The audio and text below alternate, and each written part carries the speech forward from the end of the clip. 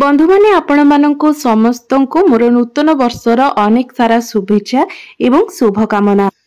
बंधु माने आपणकर जदि मिथुन राशि होई थाए तेबे आजिर ही वीडियोटी आपण माननको पई बहुत ही खास एवं गुरुत्वपूर्ण अटे। तो सेति पई आपण माने वीडियोटी को स्किप न करी थरे मात्र शेष पर्यंत निश्चय देखंतु।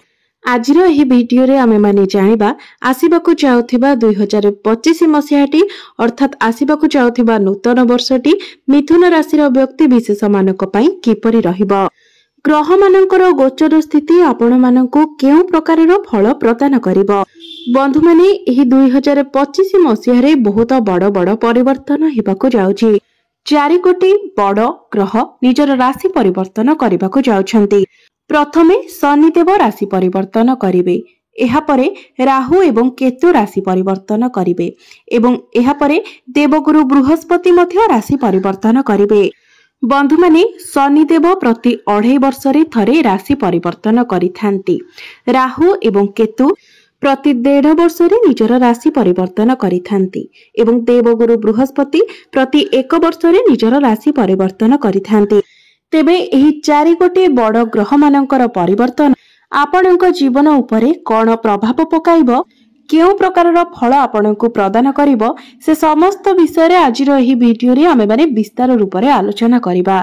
आपणकु केउ सबु शुभ परिणाम प्राप्ति हेबो एवं केउ सबु अशुभ फल प्राप्ति हेबो, से सबु विषय रे आजिर एही वीडियो रे आमे माने जानिबा।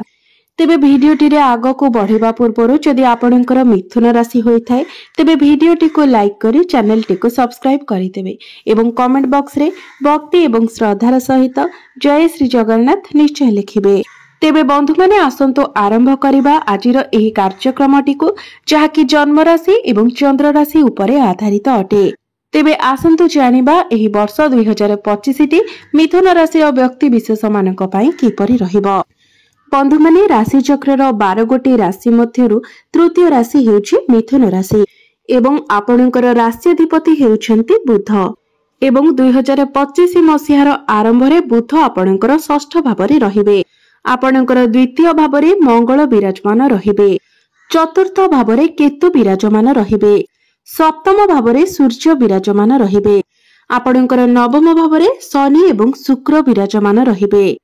दशम भावरे राहु विराजमान रहिबे एवं आपणकर द्वादश भावरे देवगुरु बृहस्पति विराजमान रहिबे। तो एहा होछि जनवरी 2025 रो ग्रह मानकर अवस्थिति। एहा परे 30 मार्च को शनिदेव आपणकर भाग्य भावरु बाहरी आपणकर कर्म भाव अर्थात आपणकर क्यारियर भाव को चलन करिवे अर्थात मीन राशि को चलन करिवे। 15 मई को देवगुरु बृहस्पति आपणकर द्वादश भाव को छाड़ी आपणकर लग्न भाव को चलन करिवे, मिथुन राशि को चलन करिवे। 18 मई को राहु आपणकर मीन राशि को छाड़ी अर्थात आपणकर क्यारियर भाव को छाड़ी आपणकर भाग्य भाव को चलन करिवे एवं केतु सिंह राशि को चलन करिवे अर्थात आपणकर तृतीय भाव को चलन करिवे। तो सर्वप्रथमे आसंतु जानिबा देवगुरु बृहस्पतिंकर चलन आपणक जीवन रे केउ भली प्रभाव पकाइबो। तेबे 15 मई को देवगुरु बृहस्पति आपणकर राशि को चलन करिवे। पूरा 12 वर्ष परे गुरु आपणकर प्रथम भाव को चलन करिवे। तो 15 मई परर समय आपणक पई बहुत शुभमय रहिछि। मात्र 15 मई पूर्वरु देवगुरु बृहस्पति आपणकर द्वादश भावरे रहिबे। तो एही समय अवधि मध्यरे आपणकर स्वास्थ्य को नेकी वैवाहिक जीवन को नेकी किछि समस्या देखा देई पारे। एहा सहित आपणकर क्यारियर रे मध्य किछि समस्या देखा देई पारे। आपण माने निश्चय अनुभव करिथिबे जे पूर्व 1 वर्ष भितरे आपणकर निश्चित भावरे अधिक खर्च होइछि। हठात करी आपणकर किछि बड़ खर्च होइथिबो। वैवाहिक जीवन रे समस्या सृष्टि होइथिबो। आपणकर क्यारियर रे मध्य समस्या देखा देइथिबो कारण गुरु आपणकर द्वादश भावरे अछंती। द्वादश भावटी को कुंडली रे अशुभ बोली माना जायथाय। आपण एही समय रे कोनोसी नुआ नुआ लोकंक सहित निश्चय मिसिथिबे, चिन्हा परिचित मध्य होइथिबे। एठारे गुरु बसे आपणको बहुत अधिक ट्रैवल कराइथिबे। आपण विदेश यात्रा मध्य करिथिबे एवं 15 मई पूर्वरु आपणकर वैवाहिक जीवन रे ताळमेळ रे टिके कम देखा देई पारे। वैवाहिक जीवन रे टिके समस्या देखा देई पारे। क्यारियर रे मध्य टिके समस्या देखा देई पारे। तो ए सब प्रति आपण टिके ध्यान देबे। आपणकर हठात करी कोनोसी बड़ खर्च होई पारे, खर्चरे वृद्धि देखा देई पारे। तो एभली परिस्थिति 15 मई पर्यंत रहिबो। मात्र 15 मई परे गुरु जेतेबेले आपणकर प्रथम भावको चलन करिवे, आपणकर लग्न भावको चलन करिवे एवं पूरा वर्ष आपणकर लग्न भावरे ही रहिबे। गुरु आपणकर पंचम भाव, सप्तम भाव एवं नवम भावको देखिबे। बंधु माने पूरा 12 वर्ष परे आपणक पई एई भली शुभ समय आसीछि जे गुरुदेव आपणकर राशि को आसीछंती, जहाँकि आपणक पई अत्यंत शुभ अटे।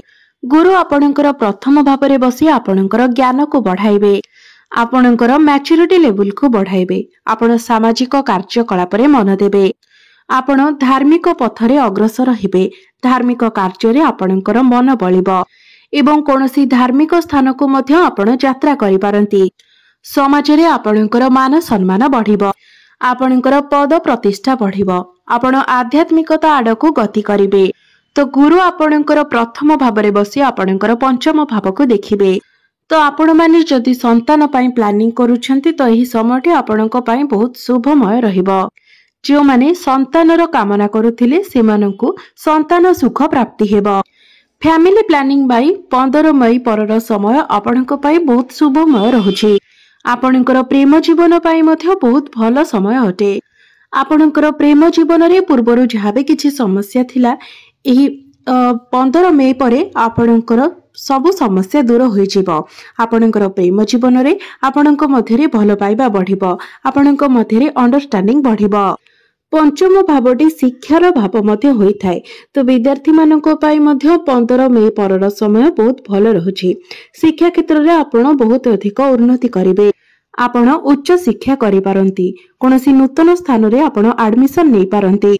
शिक्षा क्षेत्र रे आपणकर ज्ञान बढ़िबो, बुद्धि बढ़िबो, ज्ञान एवं बुद्धि बल रे आपण शिक्षा क्षेत्र रे बहुत अधिक सफलता लाभ करिवे। 15 मई परे जदि आपणकर कोनोसी एग्जाम रहिछि तो निश्चित भाबरे सेथिरे आपण उत्तीर्ण हेबे। गुरु आपणकर प्रथम भावरे रही आपणकर सप्तम भावको देखिबे। सप्तम भावटी आपणकर वैवाहिक जीवनर भाव होइथाय, जीवन साथीर भाव होइथाय एवं पार्टनरशिप रो भाव होइथाय। आपणकर डेली इनकम रो मध्य भाव होइथाय। तो जदि आपण माने पार्टनरशिप रे बिजनेस करूछंती तो 15 मई परर समय आपणक पई बहुत भल रहिबो। किबा आपण जदि पार्टनरशिप रे बिजनेस स्टार्ट करिबा पई चाहुछंती तो 15 मई परे कले ही आपणक पई भल रहिबो। 15 मई परे आपणकर डेली इनकम वृद्धि पाइबो, आपणकर फाइनेंशियल ग्रोथ हेबो, आपण टंका सेविंग करि पारिबे, आपणकर बैंक बैलेंस मध्य बढ़िबो। किबा आपण कोनोसी नूतन व्यापार वाणिज्य मध्य आरंभ करि पारंती। बिजनेस रे आपणकर ग्राहक बढ़िबे। आपणकर वैवाहिक जीवन मध्य 15 मई परे बहुत शुभ रहिबाको जाउछि। आपणक मध्यरे भल पाइबा बढ़िबो, अंडरस्टैंडिंग भल रहिबो एवं जो मिथुन राशि व्यक्ति विशेष मानकर विवाह होई नाही, विवाह बयस होई जाइथिले मध्य विवाह स्थिर होई पारु नाही, तो एही वर्षटिरे सेमानंकु भल प्रस्ताव मिलिबार योग सृष्टि हेउछि। आपणकर मन मुताबक स्थान रे विवाह मध्य स्थिर होई जिवो। गुरु आपणकर प्रथम भावरे रही आपणकर नवम भावको देखुछंती, तो आपणकर भाग्य रे मध्य वृद्धि आसीबो। भाग्य बल रे आपण बहुत बड़ बड़ इन्वेस्टमेंट करी सेथिरे लाभ पाई पारिबे। कोनोसी बड़ कार्यर आरंभ मध्य करि पारिबे, कोनोसी जानवाहन किबा प्रॉपर्टी मध्य किनि पारिबे। एबे आसंतु जानिबा शनिकर चलन आपणक उपरे केभली प्रभाव पकाइबो। बंधु माने शनिदेव आपणकर नवम भावरु बाहरी आपणकर दशम भावकु चलन करिवे। तो 30 मार्च को शनिदेव जेतेबेले आपणकर क्यारियर भावकु चलन करिवे, तो जेतेबेले शनिदेव आपणकर क्यारियर भावकु चलन करिवे सेतेबेले आपणकर क्यारियर रे उन्नति आसीबो। आपण आपणकर क्यारियर क्षेत्र रे बहुत अधिक उन्नति करिवे, मात्र आपणकु टिके अधिक परिश्रम करबाको पड़िबो। आपण जदि परिश्रम करंती तो निश्चित रूप से आपनको सफलता मिलिबो, कारण आपण माने जानती शनिदेव हेउछंती कर्मर कारक ग्रह। तो आपनको शनिदेव जेहेतु आपणकर क्यारियर भाव में विराजमान अछंती, तो शनि निश्चित भाव में आपनको परिश्रम कराइबे। 30 मार्च ठारू आगामी 2.5 वर्ष पर्यंत शनि आपणकर नवम दशम भाव में ही रहिबे। तो आपणकर क्यारियर रे बहुत बड़ परिवर्तन आसीबार अछि। क्यारियर रे आपण बहुत अधिक उच्च स्थान को जाई पारंती। क्यारियर को लेके एही समय रे आपण बहुत अधिक व्यस्त रही पारंती। ଆପଣଙ୍କ ପାଖକୁ ବହୁତ ଗୁଡ଼ିଏ କାମ ମଧ୍ୟ ଆସିପାରେ। ଆପଣଙ୍କ ଉପରେ କାର୍ଯ୍ୟଭାର ବଢ଼ିପାରେ। ମାତ୍ର ପ୍ରତ୍ୟେକ କାର୍ଯ୍ୟଗୁଡ଼ିକୁ ଆପଣ ବହୁତ ସୁଚାରୁ ରୂପରେ କରିପାରିବେ। ଆପଣଙ୍କୁ ଉପର ଅଫିସରଙ୍କର ସପୋର୍ଟ ମଧ୍ୟ ମିଳିବ ଏବଂ ଯେଉଁ ବ୍ୟକ୍ତିବିଶେଷମାନେ ଚାକିରିର ଅପେକ୍ଷାରେ ଥିଲେ ସେମାନଙ୍କୁ ଏହି ବର୍ଷ ଚାକିରି ମିଳିବାର ମଧ୍ୟ ବହୁତ ଅଧିକ ସମ୍ଭାବନା ରହୁଛି। ତ ଆପଣମାନେ ଚାକିରି ପାଇଁ ନିଜର ଚେଷ୍ଟା ଜାରି ରଖିବା ଉଚିତ। ଆପଣଙ୍କୁ ଗୋଟିଏ ସ୍ଥାୟୀ ଚାକିରି ମଧ୍ୟ ମିଳିପାରେ। କୌଣସି MNC କମ୍ପାନୀରୁ ମଧ୍ୟ ଆପଣଙ୍କୁ ଚାକିରିର ଅଫର ଆସିପାରେ ଏବଂ ଆପଣ ଆପଣଙ୍କର କ୍ୟାରିୟରକୁ ନେଇକି ବିଦେଶ ଯାତ୍ରା ମଧ୍ୟ କରିପାରନ୍ତି। ଇମ୍ପୋର୍ଟ ଏକ୍ସପୋର୍ଟର କାର୍ଯ୍ୟ କରୁଥିବା ବ୍ୟକ୍ତିମାନଙ୍କୁ ବହୁତ ଅଧିକ ସଫଳତା ମିଳିବ। କନଷ୍ଟ୍ରକ୍ସନର କାମ, ତେଲର କାମ, ଲୁହା ଜାତୀୟ କୌଣସି ଜିନିଷର କାମ, ଟେକ୍ନିକାଲ କ୍ଷେତ୍ରରେ କିମ୍ବା ଇଞ୍ଜିନିୟରିଂ ଲାଇନରେ କାମ କରୁଥିବା ବ୍ୟକ୍ତିମାନଙ୍କୁ ବହୁତ ଅଧିକ ସଫଳତା ମିଳିବ। ଆପଣ ଏହି ସମୟରେ ନୂଆ ନୂଆ କାର୍ଯ୍ୟରେ ମଧ୍ୟ ହାତ ଦେଇପାରନ୍ତି। ଆପଣଙ୍କ ପାଖକୁ ନୂଆ ନୂଆ କାମ ମଧ୍ୟ ଆସିପାରେ। ତେବେ ଏବେ ଆସନ୍ତୁ ଜାଣିବା ରାହୁ ଏବଂ କେତୁ ରାଶି ପରିବର୍ତ୍ତନ କରି ଆପଣଙ୍କୁ କେଉଁଭଳି ଫଳ ପ୍ରଦାନ କରିବେ। 18 ମେକୁ ରାହୁ ଆପଣଙ୍କର କର୍ମ ଭାବରୁ ବାହାରି ଆପଣଙ୍କର ଭାଗ୍ୟ ସ୍ଥାନକୁ ଚଳନ କରିବେ ଏବଂ କେତୁ ଆପଣଙ୍କର ଚତୁର୍ଥ ଭାବରୁ ବାହାରି ଆପଣଙ୍କର ତୃତୀୟ ଭାବକୁ ଚଳନ କରିବେ। ତ 18 ମେ ପର୍ଯ୍ୟନ୍ତ ରାହୁ ଆପଣଙ୍କର କ୍ୟାରିୟର ଭାବରେ ବସି ଆପଣଙ୍କୁ ବହୁତ ଚାଲାକ ଚତୁର ବନାଉଛନ୍ତି। ଆପଣଙ୍କର ମାଇଣ୍ଡକୁ ମଧ୍ୟ ସାର୍ପ ବନାଉଛନ୍ତି। ବନ୍ଧୁମାନେ 18 ମେରୁ ନେଇ ପୂର୍ବ 1.5 ବର୍ଷ ଭିତରେ ରାହୁ ଆପଣଙ୍କର କ୍ୟାରିୟର ଭାବରେ ରହି କିଛି ନା କିଛି ପରିବର୍ତ୍ତନ ନିଶ୍ଚିତ ରୂପରେ ଆଣିଥିବେ। ଆପଣଙ୍କ ପାଖକୁ ନୂଆ ନୂଆ କାମ ଆସିଥାଇପାରେ। ଆପଣଙ୍କର ନୂଆ ନୂଆ ଲୋକଙ୍କ ସହିତ ଭେଟ ହୋଇଥାଇପାରେ। ଆପଣଙ୍କ କ୍ୟାରିୟର କ୍ଷେତ୍ରରେ ଆପଣଙ୍କୁ ଆକସ୍ମିକ ଲାଭ ମଧ୍ୟ ପ୍ରାପ୍ତି ହୋଇଥାଇପାରେ। ଆପଣ ସମସ୍ତ କାର୍ଯ୍ୟକୁ ବହୁତ ଚାଲାକ ଏବଂ ଚତୁର ଭାବରେ କରିପାରିଥିବେ। ଟେକ୍ନିକାଲ କ୍ଷେତ୍ରରେ ଆପଣ ବହୁତ ଅଧିକ ଉଚ୍ଚ ସ୍ତରକୁ ଯାଇଥିବେ। ଆପଣଙ୍କର କାମ କରିବାର ଶୈଳୀରେ କିଛି ନା କିଛି ପରିବର୍ତ୍ତନ ନିଶ୍ଚିତ ଭାବରେ ଆସିଥିବ। ମାତ୍ର 18 ମଇକୁ ରାହୁ ଯେତେବେଳେ ଆପଣଙ୍କର ଭାଗ୍ୟ ଭାବକୁ ଚଳନ କରିବେ, ଆପଣଙ୍କର ନବମ ଭାବକୁ ଚଳନ କରିବେ, ଶାସ୍ତ୍ରରେ କୁହାଯାଇଛି ଯେ ରାହୁ ଯେତେବେଳେ ନବମ ଭାବରେ ବିରାଜମାନ ଥାନ୍ତି ତ ଏହାକୁ ପିତୃଦୋଷ ମାନାଯାଇଥାଏ। ତ 18 ମଇ ପରେ ଆପଣ ନିଜ ପିତାଙ୍କ ସହିତ ସମ୍ପର୍କ ଭଲ ରଖିବା ପାଇଁ ଚେଷ୍ଟା କରନ୍ତୁ, କାରଣ ଏହି ସମୟରେ ଆପଣଙ୍କର ପିତାଙ୍କ ସହିତ ଆର୍ଗୁମେଣ୍ଟ ହେବା ଭଳି ପରିସ୍ଥିତି ଆସିପାରେ। ନିଜ ପିତାଙ୍କୁ ଆପଣ ଅପମାନ ଦେଲା ଭଳି କୌଣସି କଥାବାର୍ତ୍ତା କରନ୍ତୁ ନାହିଁ। ପିତାଙ୍କୁ ତରବରିଆ ଭାବରେ ଆପଣ କୌଣସି ଡିସିସନ ନିଅନ୍ତୁ ନାହିଁ। ରାହୁ ଆପଣଙ୍କର ନବମ ଭାବକୁ ଆସିଲେ ଆପଣଙ୍କର ପିତାଙ୍କ ସହିତ କୌଣସି କଳି ଝଗଡ଼ା ଉତ୍ପନ୍ନ କରାଇଥାନ୍ତି। ଆପଣଙ୍କ ମଧ୍ୟରେ ବୈଚାରିକ ମତଭେଦ ଦେଖାଦେଇଥାଏ। ବନ୍ଧୁମାନେ, ଭାଗ୍ୟ ସ୍ଥାନକୁ ରାହୁଙ୍କର ଆସିବା ଏତେ ଭଲ ବୋଲି ବିଚାର କରାଯାଇନଥାଏ। ଏହି ସମୟରେ ଭାଗ୍ୟ ଆପଣଙ୍କର ପୂର୍ଣ୍ଣ ମାତ୍ରାରେ ସାଥ ନ ଦେଇପାରେ। ଯେଉଁ କାର୍ଯ୍ୟ ଆପଣଙ୍କର 2 ଦିନରେ ହେବା କଥା ସେହି କାର୍ଯ୍ୟ ପାଇଁ ଆପଣଙ୍କୁ 10 ଦିନ ମଧ୍ୟ ଲାଗିପାରେ। ତ ଭାଗ୍ୟ ସ୍ଥାନରେ ରାହୁ ବସି ରାହୁ ଆପଣଙ୍କର ଭାଗ୍ୟକୁ କମଜୋର ବନାଇ ପାରନ୍ତି। କେତୁ ମଧ୍ୟ ଆପଣଙ୍କର ତୃତୀୟ ଭାବକୁ ଚଳନ କରିବେ।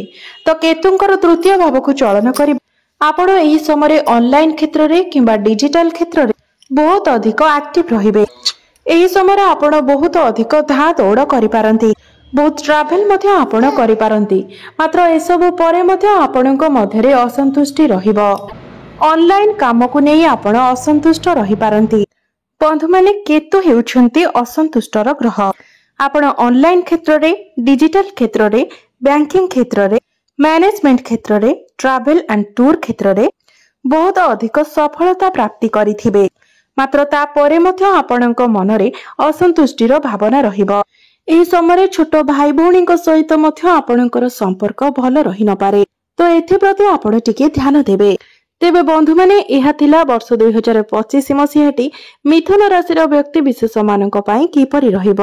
ଏବେ ଆସନ୍ତୁ ଜାଣିବା କିଛି ପ୍ରତିକାର ବିଷୟରେ, ଯେଉଁ ପ୍ରତିକାର ଗୁଡ଼ିକ କରିବା ଦ୍ୱାରା ଏହି ବର୍ଷ ଆସୁଥିବା ଅଶୁଭତ୍ୱ ଗୁଡ଼ିକ ଆପଣଙ୍କର ଦୂର ହୋଇପାରିବ। ତେବେ ସର୍ବପ୍ରଥମେ ଆପଣ ବୁଧଙ୍କର ବୀଜ ମନ୍ତ୍ରର ଜପ ପ୍ରତ୍ୟେକ ଦିନ 108 ଥର ନିଶ୍ଚିତ ଭାବରେ କରନ୍ତୁ ଏବଂ ରାହୁ ଯେହେତୁ ଆପଣଙ୍କର ଭାଗ୍ୟ ସ୍ଥାନକୁ ଆସୁଛନ୍ତି ତ ସେଥିପାଇଁ ଆପଣ ରାହୁଙ୍କର ପ୍ରତିକାର ସ୍ୱରୂପ ପ୍ରତ୍ୟେକ ଦିନ ପକ୍ଷୀମାନଙ୍କୁ କିଛି ଖାଦ୍ୟ ଖାଇବାକୁ ଦିଅନ୍ତୁ, ଦାନା ଦିଅନ୍ତୁ ଏବଂ ପାଣି ପିଇବାକୁ ଦିଅନ୍ତୁ। ଏହା ସହିତ ପ୍ରତ୍ୟେକ ଦିନ ଆପଣ ବିଷ୍ଣୁ ସହସ୍ର ନାମର ପାଠ କରନ୍ତୁ। ଆପଣଙ୍କୁ ଶୁଭତ୍ୱ ପ୍ରାପ୍ତି ହେବ ଏବଂ ଆସୁଥିବା ସମସ୍ୟା ଗୁଡ଼ିକ ମଧ୍ୟ ଦୂର ହେବ। ତ ବନ୍ଧୁମାନେ 2025 ମସିହାଟି ଆପଣଙ୍କ ପାଇଁ ଶୁଭମୟ ଏବଂ ମଙ୍ଗଳମୟ ରହୁ। ଏହା ହିଁ ଈଶ୍ୱରଙ୍କ ନିକଟରେ ମୋର ପ୍ରାର୍ଥନା। ଧନ୍ୟବାଦ।